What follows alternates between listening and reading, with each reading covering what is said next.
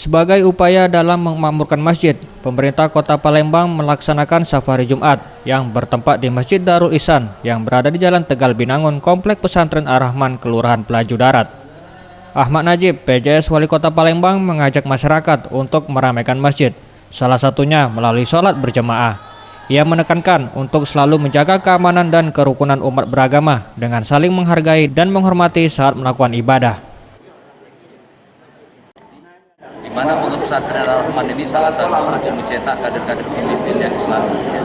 Bukan cuma ilmu agama, tapi ilmu yang berkaitan dengan pengetahuan untuk dunia, ya. Namun yang pasti adalah dalam rangka menjaga keamanan, ketenteraman masyarakat. Fungsi Pondok Pesantren ini adalah pemersatu umat. Yang pasti adalah kita berterima kasih dengan adanya Pondok Pesantren, dengan adanya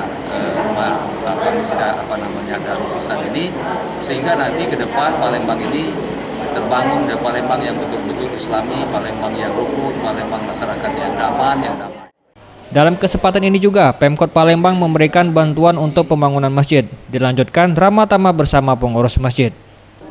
Tim Liputan Sriwijaya TV.